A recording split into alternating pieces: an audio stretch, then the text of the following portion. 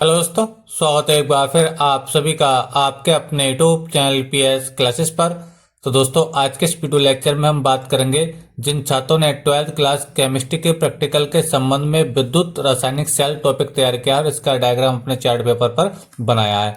तो दोस्तों, आज के इस वीडियो लेक्चर में आप लोगों को बताएंगे कि एग्जाम द्वारा इस टॉपिक से आप लोगों से वाइवा में कौन कौन से सवाल पूछे जा सकते हैं और उन सवालों का आप लोगों को क्या जवाब देना होगा ताकि आपका वाइवा पूरी क्लास में सबसे अच्छा हो।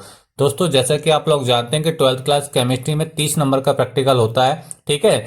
और आप चाहते हैं कि आपके ये 30 में से 30 नंबर पक्के आए हैं बच्चों, ठीक है। तो इसके लिए बच्चों आज का ये वीडियो लेक्चर आप पूरा जरूर देखिए, क्योंकि आज के इस वीडियो लेक्चर में बच्चों मैं आप लोग को बहुत सारे क्वेश्चन आपको बताऊंगा आंसर के साथ जो आपसे वाइवा में इस टॉपिक से पूछे जाते हैं। तो आइए दोस्तों, बिना किसी देरी के शुरू करते हैं वीडियो लेक्चर को, समझते हैं पूरी बात को। तो देखिए दोस्तों, पहले हम इसके डायग्राम को समझ लेते हैं। देखिए, जब आपने चार्ट पेपर पर डायग्राम बनाया होगा तो सबसे ज्यादा सवाल इसके डायग्राम से ही पूछे जाएंगे। इसलिए बच्चों, आपको ये डायग्राम का समझ में आना बहुत जरूरी है कि ये कैसे बनाया जाता है, इसके कौन कौन से मुख्य भाग होते हैं। तो चलिए मैं आपको बताता हूँ इसको हम कैसे बनाते हैं, ठीक है। देखिए, पहले आप इसका पूरा डायग्राम देख लीजिए, फिर मैं इसके बारीकी से इसके पार्टों को आपको समझाता हूँ। चलिए स्टार्ट करते हैं। तो देखिए बच्चों, सबसे पहले हम क्या करते हैं, एक ऐसा बर्तन लेते हैं जो क्या कोई अचालक पदार्थ होता है, जैसा कांच। ये आप देख पा रहे हैं, ये जो एक टैंक आप देख पा रहे हैं, ठीक है। ये जो बाहर की वाली साइड वाली चीज है ना, ये क्या बच्चों की ये कोई अचालक पदार्थ है, जैसे आप कांच बोल सकते हैं या फिर आप यहाँ पे बैकलाइट बोल सकते हैं। यानी ये जो आप बर्तन देख पा रहे हैं ये वाला, ठीक है, इसको ये काय का बना हुआ होता है बच्चों, कांच का बना हुआ होता है, ठीक है। यानी ये किसी ऐसे पदार्थ का बना हुआ होता है जो कि अचालक हो या फिर कुचालक हो, ठीक है। समझ मारिए आप। तो ये जो बर्तन आप देख पा रहे हैं, ठीक है, जिसके अंदर ये विलयन भरा हुआ है, ठीक है, तो ये काय का बना होता है, कांच का, या फिर बैकेलाइट बोल सकते हैं, या फिर आप कोई ऐसा पदार्थ बोलिए जो क्या हो बिल्कुल कुचालक हो, ठीक है, कुचालक। ये देखिए, क्लियर आप लोगों को मेरी बात। तो आपसे पूछा जाता है ये जो टैंक होता है जिसके अंदर ये अभिक्रिया होगी, ठीक है, तो ये किसका बना होता है, ये किसी कुचालक पदार्थ यानी कांच का बना हुआ होता है, ठीक है। क्लियर आप लोग को मेरी बात। चलिए, अब इसके अंदर देखिए बच्चों, यहाँ पे कुछ विलयन भरा हुआ रखा है। ये जो आप देख पा रहे हैं इसके अंदर ये वैद्युत अपघटय का विलयन है। क्या ये वैद्युत अपघटय का विलयन है?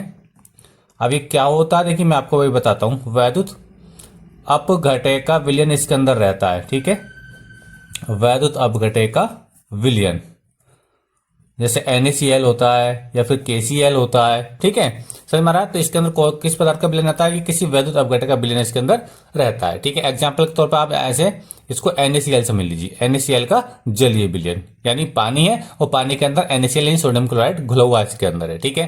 क्योंकि हम लोग जानते हैं बच्चों, जो NaCl होता है जब पानी के में जब ब्रेक होता है, ठीक है, तो ये क्या देता है आप लोग को, एक तो Na पॉजिटिव देता है, Na पॉजिटिव देता है, साथ में आपको Cl नेगेटिव देता है। क्लियर आप लोगों को मेरी बात, ये आप लोगों ने पहले ही पढ़ रखी होगी, ठीक है, समझ में आ रहा है। तो इसके अंदर जो आप ये प्लस देख पा रहे हैं, इसका मतलब आप ये समझिए कि Na प्लस है, और जो आप माइनस इसके अंदर देख पा रहे हैं तो आप समझिए इसके अंदर ये Cl माइनस है। क्लियर आप लोगों को मेरी बात, ठीक है। तो समझ में आ रही है। तो मैंने क्या बताया आपको कि ये जो बर्तन है जिसके अंदर विलयन भरा हुआ है, ये किसी कुचालक पदार्थ यानी अचालक पदार्थ का बना हुआ है, जैसे आप कांच का है एग्जाम्पल ले सकते हैं, ठीक है, ठीक है। और इसके अंदर बच्चों कोई वैद्युत अपघटय पदार्थ का विलयन रहता है, जैसे NaCl या फिर KCl आप यहाँ पे समझ सकते हैं, ठीक है, समझ में आप लोगों को। अच्छा, अब इसके अंदर देखो दो छड़ें रहती हैं। ये जो छड़ें आप देख पा रहे होंगे इसको हम इलेक्ट्रोड बोलते हैं। इन दोनों को हम क्या बोलते हैं, इलेक्ट्रोड बोलते हैं, ठीक है। ये किसी धातु की बनी होती है, जैसे आप कॉपर ले लीजिए, जिंक लीजिए, या फिर आप प्लेटिनम ले लीजिए, ठीक है। तो ये जो छड़ें आप देख पा रहे हैं, ये वाली छड़ें, इनको हम क्या बोलते हैं, इलेक्ट्रोड बोलते हैं। और किस पदार्थ की बनी होती है, ये कॉपर की हो सकती है, जिंक की हो सकती है, या फिर प्लेटिनम की हो सकती है, ठीक है। तो इनका यहाँ पे आप एग्जाम्पल भी याद रखेंगे, ठीक है। लेकिन वो कहते हैं क्या, हम देखिए आपको बता दूं, इनको हम बोलते हैं इलेक्ट्रोड। इलेक्ट्रोड बच्चों इनको बोला जाता है, ये छड़ है, ठीक है, ये भी इलेक्ट्रोड ही है, ये भी इलेक्ट्रोड है, ठीक है। ये भी बच्चों क्या, इलेक्ट्रोड, ये किसी न किसी धातु की बनी होती है, जैसे कॉपर, जिंक, या फिर आप आयरन यहाँ पे एग्जाम्पल ले लीजिए, या फिर प्लेटिनम यहाँ पे इसका एग्जाम्पल ले लीजिए, ठीक है, समझ में आ रहा है। अच्छा, अब देखिए इन इलेक्ट्रोडों का जो संबंध रहता है, इन इलेक्ट्रोडों का जो संबंध रहता है एक बाह्य बैटरी से रहता है। ये क्या बच्चे यहाँ पे एक एनर्जी सोर्स के तौर पे यहाँ पे क्या लगी है, एक बैटरी लगी है। ये क्या है, बैटरी लग रखी है, ठीक है, ये बैटरी है जहां से हमें करंट मिलेगा, विद्युत धारा मिलेगी, ठीक है, समझ में आप लोग मेरी बात। अब देखिए आगे समझिए, अब ये बैटरी का पॉजिटिव टर्मिनल है, तो ये जो इलेक्ट्रोड है, ये वाला इलेक्ट्रोड, ठीक है, ये बैटरी के पॉजिटिव टर्मिनल के कॉन्टैक्ट में है, समझ में आप लोग मेरी बात। तो जो इलेक्ट्रोड बैटरी के पॉजिटिव टर्मिनल के कॉन्टैक्ट में आता है उसको बच्चों हम एनोड कहते हैं। तो इस बात का याद रखना है, विद्युत अपघटनी सेल के अंदर, ठीक है, जो पॉजिटिव होता है, ठीक है, जो बैटरी के धन टर्मिनल से इलेक्ट्रोड जुड़ा होता है उसको बच्चों एनोड बोलते हैं, ठीक है समझ में। और इसी का उल्टा बिल्कुल क्या, ये बैटरी का नेगेटिव टर्मिनल है, ठीक है। और ये देखो ये इस वाले इलेक्ट्रोड के टच में है, समझ में रहा है। तो ये वाला जो इलेक्ट्रोड है बच्चा आपको क्या कहलाएगा, ये कैथोड कहलाएगा। क्या कहलाएगा, कैथोड कहलाएगा। समझ में आप लोग मेरा। तो कैथोड बच्चों क्या होता है, नेगेटिव होता है विद्युत अपघटनीय सेल के अंदर, ठीक है। और जो आपका एनोड होता है बच्चों ये आपका पॉजिटिव होता है। कैसा होता है बच्चों, एनोड पॉजिटिव होता है, जो कि आप स्क्रीन पर देख ही पा रहे होंगे। देखो ये पॉजिटिव है एनोड, और ये क्या जो कैथोड है वो नेगेटिव है। क्लियर है आप लोग को मेरी बात। तो मैंने क्या बताया, एक बार फिर रिपीट कर रहा हूं। जो आपका इलेक्ट्रोड होगा जो बैटरी के पॉजिटिव टर्मिनल कॉन्टैक्ट में होगा वो एनोड होगा, ठीक है। और जो नेगेटिव टर्मिनल कॉन्टैक्ट में होगा वो कैथोड होगा। ये बात आपको समझ में आ गई होगी, ठीक है। तो ये बच्चों इसका डायग्राम था, उम्मीद करता हूँ आपको समझ में आ गया होगा। अब मैं देखिए वो क्वेश्चन आपको बताने जा रहा हूं, ठीक है, जो आप लोगों से एग्जाम इस टॉपिक से आपसे वाइवा में पूछे जाएंगे, ठीक है। चलिए देखिए मैं आपको समझाता हूँ। ये देखिए ये क्वेश्चन है जो आपसे पूछे जाएंगे। क्वेश्चन क्या देखिए, पहला क्वेश्चन आपसे पूछा जाएगा विद्युत अपघटनीय सेल का मुख्य काम क्या है। विद्युत अपघटनीय सेल का मुख्य काम क्या है, यानी क्यों उसको बनाया गया है, ठीक है। तो इसका मुख्य काम होता है बच्चों विद्युत ऊर्जा को रासायनिक ऊर्जा में परिवर्तित करना। विद्युत ऊर्जा कहां से मिलती है, हमें ये इलेक्ट्रिकल एनर्जी यानी बैटरी से मिलती है, ठीक है। बैटरी से जब इसके अंदर एनर्जी आएगी, ठीक है, तो यहाँ पे क्या होगी बच्चों, रासायनिक अभिक्रिया होगी। इसके अंदर क्या होगी, रासायनिक अभिक्रिया होगी। यानी कोई विद्युत अपघटक पदार्थ अपने घटकों में टूटेगा, जैसे NaCl जो होता है Na+ और Cl- में ब्रेक होता है। समझ में आप लोग मेरे बात। तो आपको पहला क्वेश्चन का जवाब मिल गया होगा। पहला क्वेश्चन है विद्युत अपघटनीय सेल का मुख्य काम क्या है। तो मुख्य काम है बच्चों इसका विद्युत ऊर्जा को रासायनिक ऊर्जा में परिवर्तित करना, यानी इलेक्ट्रिकल एनर्जी को केमिकल एनर्जी में कन्वर्ट करता है कौन, विद्युत अपघटनीय सेल। उम्मीद करता हूं ये बात आपको अच्छी क्लियर हो गई होगी, ठीक है। एक बार मैं चलो इसके लिख भी देता हूं। इसका मेन काम है विद्युत ऊर्जा, ठीक है, यानी इलेक्ट्रिकल एनर्जी जो हमें बैटरी से मिल रही है ना, को चेंज करना, रासायनिक ऊर्जा परिवर्तित करना, केमिकल एनर्जी, रासायनिक ऊर्जा, ठीक है। विद्युत ऊर्जा को रासायनिक ऊर्जा में परिवर्तित करता है कौन, विद्युत अपघटनीय सेल। क्लियर है आप लोग मेरा। चलिए अगला क्वेश्चन क्या है, विद्युत अपघटक क्या होते हैं। जैसे कि मैंने आपको स्क्रीन पर आपको बता रहा था कि जो इसके अंदर विद्युत अपघटक पदार्थ का विलयन है, ठीक है। जैसे एग्जांपल हमने NaCl का एग्जाम्पल, आप यहाँ KCl का एग्जांपल आपको बता सकते हैं वहां पे, ठीक है, या फिर NaOH यहाँ पे बता सकते हैं आप लोग, ठीक है। तो आपसे पूछा गया है कि विद्युत अपघटक पदार्थ क्या होते हैं। वही क्वेश्चन देखो, विद्युत अपघटक क्या होते हैं, ठीक है। तो विद्युत अपघटक बच्चों वे पदार्थ होते हैं जिनके जलीय विलयन में विद्युत धारा प्रवाहित की जा सके, जिनके जलीय विलयन में विद्युत धारा प्रवाहित की जा सके। समझ में आप लोग मेरे पास। तो आपसे पूछा है कि विद्युत अपघटक क्या होते हैं, तो वे पदार्थ जिनके जलीय विलयन में विद्युत धारा प्रवाहित की जा सके, क्या कहते हैं, विद्युत अपघटक कहलाते हैं। क्योंकि विद्युत अपघटक जो होते हैं ना, ये बच्चों जलीय विलयन में अपने आयनों में टूट जाते हैं। जैसे मैं एग्जाम्पल देता हूं, जैसे Na पॉजिटिव हो जाएगा, साथ में Cl नेगेटिव हो जाएगा, और इन्हीं आयनों की वजह से उसके अंदर विद्युत धारा का प्रवाह होता है सेल के अंदर, ठीक है। चलिए नेक्स्ट क्वेश्चन बात करते हैं। नेक्स्ट क्वेश्चन अपनी स्क्रीन पर है। पहला क्वेश्चन है विलयन में डूबी छड़ों को क्या कहते हैं। जैसे अभी स्क्रीन में आपको बता रहा था, मैं डायग्राम में आपको पहले बता चुका हूं। ये जो दो छड़ हैं इनको क्या कहते हैं, इनको बच्चों इलेक्ट्रोड कहते हैं। क्या कहते हैं, इनको इलेक्ट्रोड के नाम से जाना जाता है। उम्मीद करता हूँ आपको समझ में आ गया होगा।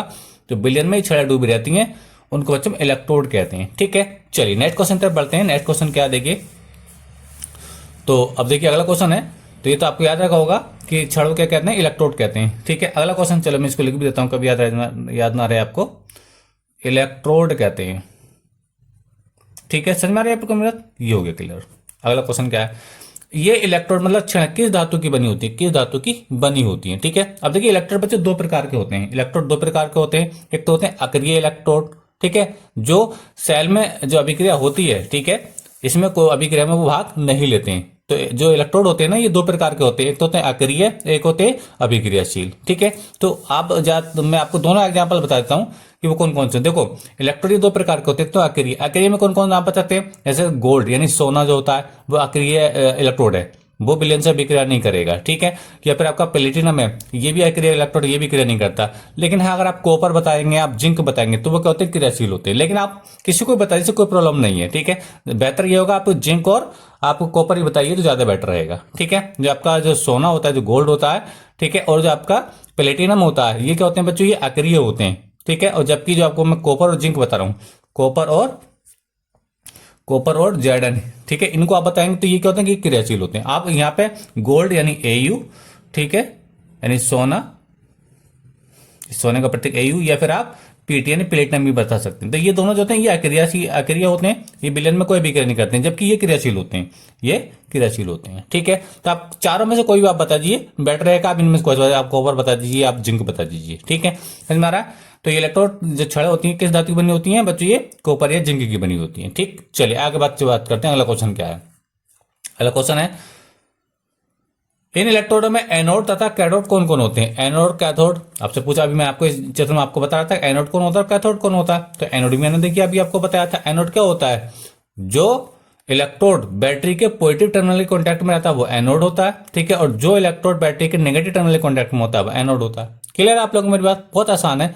ठीक है, तो विद्युत अपघटनी सेल के अंदर जो एनोड होता है ये बैटरी के पॉजिटिव टर्मिनल कॉन्टैक्ट में रहता है। ठीक है, और जो कैथोड होता है बैटरी के नेगेटिव टर्मिनल कॉन्टैक्ट में रहता है। ठीक है, जो इलेक्ट्रोड पॉजिटिव टर्मिनल से जुड़ गया वो एनोड हो गया, जो नेगेटिव टर्मिनल से जुड़ गया वो आपका कैथोड हो गया। ठीक है, चलो बहुत आसान बात है ये, और यही आपसे छोटी छोटी बातें पूछी जाती है ना। अगला क्वेश्चन क्या है? विद्युत अपघटन का क्या मतलब है? विद्युत अपघटन का क्या मतलब है? तो विद्युत अपघटन का मतलब बच्चों ये होता है किसी विद्युत अपघटन के विलयन में, किसी विद्युत अपघटन के विलयन में विद्युत धारा प्रवाहित करके, ठीक है, उसको उसके घटकों में तोड़ना क्या कहलाता है? विद्युत अपघटन कहलाता है। एग्जाम्पल पर समझिए विद्युत अपघटन का क्या मतलब है। ठीक है, क्या अर्थ है? तो विद्युत अपघटन का मतलब होता है किसी विद्युत अपघटन पदार्थ के, किसी विद्युत अपघटन पदार्थ जैसे NaCl के जलीय विलयन में विद्युत धारा प्रवाहित करके, विद्युत धारा प्रवाहित करा के, ठीक है, उसे से घटकों में तोड़ना। काय में तोड़ना? घटक कौन कौन से? Na+ और Cl-, इसमें तोड़ना, यही कहलाता है बच्चों विद्युत अपघटन। समझ में आ रहा आप लोग मेरी बात? तो किसी विद्युत अपघटन पदार्थ जैसे NaCl के जलीय विलयन में विद्युत धारा प्रवाहित करा के, ठीक है, उससे उसके घटकों में तोड़ना क्या कहलाता है? विद्युत अपघटन कहलाता है। उम्मीद करता हूं ये भी आपको अच्छे से क्लियर हो गया होगा। चलिए नेक्स्ट क्वेश्चन बात करते हैं। अगला क्वेश्चन है, ये क्वेश्चन को समझते हैं। अगला क्वेश्चन हमारे क्या देखिए, सेल का टैंक किस पदार्थ का बना होता है? ये तो मैं आपको पहले बता रहा था, किसी अचालक पदार्थ का ये टैंक बना रहता है। यानी ये जो सेल आप देख पा रहे हैं, ये जो टैंक है ये बाहर वाला जिसके अंदर विलयन भरा हुआ है, ये किसी अचालक पदार्थ का बना रहता है, यानी कुचालक पदार्थ का बना रहता है। जैसे आप कांच बता सकते हैं। क्लियर है? तो ये भी आसान क्वेश्चन हो गया। अगला क्वेश्चन बात करते हैं। देखिए, तो ये हो गया किस पदार्थ का होता है? कांच आप बता सकते हैं, कांच है या फिर बैकेलाइट है। ठीक है, ये हो गया। विद्युत अपघटन को कोई एक उदाहरण देकर समझाइए। विद्युत अपघटन का कोई एक उदाहरण, तो कोई एक उदाहरण क्या? देखिए मैं एक बार फिर से एग्जांपल दे रहा हूं। देखो, एक होता है कैथोड, एक होता है एनोड। ठीक है, एक होता है बच्चों कैथोड, ठीक है, और एक होता है बच्चों एनोड इसके अंदर। ये तो है। ठीक है, अब मान लीजिए हम NaCl की बात कर लेते हैं। जैसे NaCl होता है, क्या होता है बच्चों? NaCl। क्लियर है? तो ये जब टूटेगा तो Na+ और Cl- में टूटेगा। ठीक है, अब देखो जो प्लस वाला पार्ट है, ठीक है, यानी जो आपका सोडियम धनायन है, ठीक है, ये कहां जाएगा? क्योंकि प्लस वाले कहां जाता है? प्लस वाला जाता है माइनस की ओर, क्योंकि आवेश दो प्रकार के होते हैं, धनावेश और ऋणावेश। तो धनावेश और ऋणावेश यानी विपरीत आवेश एक दूसरे को आकर्षित करते हैं। तो प्लस वाला पार्ट कहां जाएगा? इस नेगेटिव की तरफ जाएगा। कहां जाएगा? नेगेटिव में अट्रैक्शन होगा। और नेगेटिव वाला पार्ट कहां जाएगा? इसके पॉजिटिव टर्मिनल कॉन्टैक्ट में जाएगा। समझ में आ रहा है आप लोगों को मेरी बात? ठीक है, क्योंकि ये पॉजिटिव है और ये नेगेटिव है, तो पॉजिटिव वाला नेगेटिव की ओर जाएगा। समझ में आ रहा है? यहां से इलेक्ट्रॉन लेगा तो ये सोडियम में चेंज हो जाएगा। देखिए मैं आपको करके दिखा रहा हूं चीज को। आपसे एग्जांपल पूछे, जैसे सोडियम है यानी Na+ है, और ये बच्चे एक इलेक्ट्रॉन लेगा कहां? इस कैथोड पर, क्योंकि यहाँ इलेक्ट्रॉन बहुत ज्यादा है, नेगेटिव चार्ज है। ठीक है, तो ये क्या बन जाएगा? ये Na बन जाएगा। क्या बन जाएगा बच्चों? ये Na बन जाएगा, सोडियम बन जाएगा, सॉलिड फॉर्म में बन जाएगा। ठीक है, अरे दूसरा क्या है? जो आपका Cl- है, जो Cl- है, Cl-, इस पे ऑलरेडी इलेक्ट्रॉन ज्यादा है, तो ये अपने अंदर से जब एक इलेक्ट्रॉन निकालेगा, ठीक है, तो क्या बनेगा? ये Cl बन जाएगा। बन जाएगा Cl। अब Cl बच्चों स्थायी होता नहीं है। ठीक है, तो ये फिर से एक बार Cl से क्रिया करेगा, एक बार Cl से क्रिया करेगा, और ये क्या बनेगा? ये Cl2 बनेगा। क्या बनेगा? ये Cl2 बनेगा। तो इस बात को याद रखेंगे, जो आपका एनोड होता है, ठीक है, NaCl के केस में, ठीक है, तो यहाँ पे जो Cl2 गैस प्राप्त होती है, कौन सी गैस प्राप्त होती है? Cl2 गैस प्राप्त होती है। कहां पे बच्चों? आपका एनोड पर। ठीक है, और सोडियम कहां प्राप्त होता है? वो कैथोड पर प्राप्त होता है। समझ में आप लोगों में बात? तो किसी विद्युत अपघटनी सेल के अंदर जो एनोड होता है ना, एनोड, इस पर बच्चों कोई ना कोई गैस प्राप्त होती है, जैसे Cl2 गैस पे, और जो आपका कैथोड होता है उस पर कोई ना कोई धातु यानी जैसे सोडियम प्राप्त होता है। क्लियर है आप लोग मेरी बात? आपसे पूछा जा सकता है कि NaCl वाले केस के अंदर विद्युत अपघटनी सेल में Cl2 कहां प्राप्त होता है? तो Cl2 कहां मिलता है बच्चों? एनोड पर मिलता है। यानी Cl2 गैस यानी क्लोरीन गैस कहां मिलेगी आपको? एनोड पर मिलेगी। और सोडियम कहां मिलेगा आपको? वो आपको कैथोड पर मिलेगा। चलिए, आपको ये समझ में आ गया होगा अच्छे से। अगला क्वेश्चन की बात करते हैं। अगला क्वेश्चन क्या देखिए, अगला क्वेश्चन है वैद्युत रसायन का क्या अर्थ है? वैद्युत रसायन का अर्थ बच्चों ये होता है कि वैद्युत रसायन वैद्युत रसायन विज्ञान की वह शाखा है जिसके अंदर रासायनिक ऊर्जा को विद्युत ऊर्जा में और विद्युत ऊर्जा को रासायनिक ऊर्जा में बदला जाता है। एक बार फिर से बता रहा हूं, देखिए वैद्युत रसायन क्या होता है, क्योंकि इसी चैप्टर का ये टॉपिक है, ठीक है, जो आपका विद्युत अपघटनीय सेल है। तो वैद्युत रसायन का क्या मतलब होता है कि वैद्युत ऊर्जा को रासायनिक ऊर्जा में तथा रासायनिक ऊर्जा को वैद्युत ऊर्जा में परिवर्तित करने का जो प्रोसेस होता है वो कहाँ था बच्चों, वो वैद्युत रसायन के अंतर्गत ही होता है। चलिए एक बार मैं इसको अच्छे से और क्लियर कर देता हूं आप लोगों को। जैसे देखिए ये विद्युत अपघटनीय सेल है, इसमें क्या होता है, विद्युत ऊर्जा को रासायनिक ऊर्जा में बदला जाता है। लेकिन इसका जो दूसरा टॉपिक होता है वो होता है विद्युत रासायनिक सेल। विद्युत रासायनिक सेल क्या करता है, उसके अंदर विलयन के अंदर पहले अभिक्रिया होती है, रेडॉक्स अभिक्रिया उसको कहते हैं। तो उसके बाद हमें क्या मिलती है, एनर्जी मिलती है, ऊर्जा मिलती है, विद्युत ऊर्जा मिलती है, यानी करंट मिलता है। समझ में आ रहा है? एक बार फिर समझा रहा हूं, देखो विद्युत रासायनिक सेल क्या है, इससे बैटरी से प्राप्त ऊर्जा को यानी विद्युत ऊर्जा को रासायनिक ऊर्जा में बदल जाता है, यानी एनर्जी मिलेगी, इलेक्ट्रिकल एनर्जी, तो जाके यहाँ पे अभिक्रिया होगी, रासायनिक अभिक्रिया। ठीक है, तो यहाँ पे क्या हुआ, रासायनिक विद्युत ऊर्जा को रासायनिक ऊर्जा में परिवर्तित करना हो गया। लेकिन जो इसका विद्युत रासायनिक सेल होता है, जैसे आपका एग्जाम्पल है गैल्वेनिक सेल, ठीक, उसमें क्या होता है, उसमें पहले विलयन के अंदर रासायनिक अभिक्रिया होती है, उसके बाद हमें विद्युत ऊर्जा मिलती है। तो ये दोनों ही प्रोसेस किसके अंदर है, वैद्युत रसायन के प्रोसेस हैं। और मैं वही कह रहा हूं आप लोगों से कि वैद्युत रसायन का मतलब होता है कि विद्युत ऊर्जा को रासायनिक ऊर्जा में परिवर्तित करना और रासायनिक ऊर्जा को विद्युत ऊर्जा में परिवर्तित करना। लेकिन ये दोनों सेल अलग अलग काम करते हैं। ठीक है, चलिए अगला बात करते हैं, विद्युत अपघटनीय तथा विद्युत रासायनिक सेल में क्या अंतर है। तो ये अंतर अभी जो आपको बता ही रहा था, विद्युत अपघटनीय तथा विद्युत रासायनिक सेल में क्या अंतर है, ये पूछा जा रहा है आपसे। अभी बता रहा हूं, देखिए देखो विद्युत अपघटनीय सेल क्या करता है, जो आपने बनाया यही सेल है ये वाला, जो विद्युत ऊर्जा को रासायनिक ऊर्जा में परिवर्तित करता है, यानी विद्युत आने पर इसके अंदर रासायनिक अभिक्रिया होती है। और जो विद्युत रासायनिक सेल होता है, जो हम गैल्वेनिक सेल जो होते हैं, ठीक है, वो रासायनिक ऊर्जा को विद्युत ऊर्जा परिवर्तित कर देता है। ठीक है, याद रखेंगे विद्युत अपघटनीय सेल का काम क्या है, विद्युत ऊर्जा को रासायनिक ऊर्जा में परिवर्तित करना, और विद्युत रासायनिक सेल का मतलब क्या है, रासायनिक ऊर्जा को विद्युत ऊर्जा में परिवर्तित करना। एक बार फिर से रिपीट कर रहा हूं, आप भूल मत जाने इस बात को। विद्युत अपघटनीय सेल का अर्थ है कि विद्युत ऊर्जा को रासायनिक ऊर्जा में परिवर्तित करना, और विद्युत रासायनिक सेल का अर्थ है रासायनिक ऊर्जा को विद्युत ऊर्जा पर, यानी एक दूसरे का उल्टा काम करते हैं दोनों। ठीक है, चलिए आगे बात करते हैं। अगला है इलेक्ट्रोड विभव क्या होता है। इलेक्ट्रोड विभव क्या होता है, यहाँ पे ये पूछा जा रहा है। देखिए इलेक्ट्रोड विभव की परिभाषा बच्चों कई बार बोर्ड एग्जाम पूछी जाती है। देखिए जब किसी धातु को उसके लवण के विलयन में डुबोया जाता है तो विलयन तथा इलेक्ट्रोड के मध्य एक विभवांतर स्थापित हो जाता है, और उस विभवांतर को बच्चों क्या बोलते हैं, इलेक्ट्रोड विभव कहते हैं, जिसे हम कहते हैं ई से प्रदर्शित करते हैं। एक बार फिर से रिपीट करता हूं, जब किसी इलेक्ट्रोड को उसी धातु के लवण के विलयन में डुबोया जाता है तो विलयन तथा धातु की छड़ के मध्य एक विभवांतर उत्पन्न हो जाता है, उस विभवांतर को हम क्या बोलते हैं बच्चों, विद्युत इलेक्ट्रोड विभव कहते हैं। ठीक है, जिसे हम ई से प्रदर्शित करते हैं। ठीक है, ये इसकी परिभाषा है। अगला क्वेश्चन क्या है, प्राथमिक तथा द्वितीयक सेल क्या होते हैं। प्राथमिक तथा द्वितीयक सेल, तो प्राथमिक सेल बच्चों वे सेल होते हैं जिन्हें एक बार हम यूज कर लें पर उनको दोबारा हम चार्ज ना कर सकें, तो ऐसे सेलों को बच्चों हम प्राथमिक सेल कहते हैं। जैसे आपका जो घड़ी का सेल होता है, एक बार वो डिस्चार्ज हो जाता है, ठीक है, तो वो उसको हम फेंक देते हैं, चेंज कर देते हैं, तो वो प्राथमिक सेल हो गया। लेकिन इसी के लिए हम बात करते हैं मोबाइल की बैटरी। मोबाइल आपने 100% चार्ज किया, आपने फिर उसको यूज किया, ठीक है, यानी अब वो स्विच ऑफ हो गया, आपने दोबारा उसको चार्ज कर दिया, तो मोबाइल की जो बैटरी होती है ना, ये आपका होता क्या होता है बच्चे, द्वितीयक सेल होता है, यानी जिसको हम एक बार प्रयोग करके दोबारा प्रयोग ना कर सकें वो तो प्राथमिक सेल होता है, और जिसको एक बार यूज करके दोबारा उसको हम चार्ज कर सकें वो क्या होता है बच्चे, आपका द्वितीयक सेल होता है।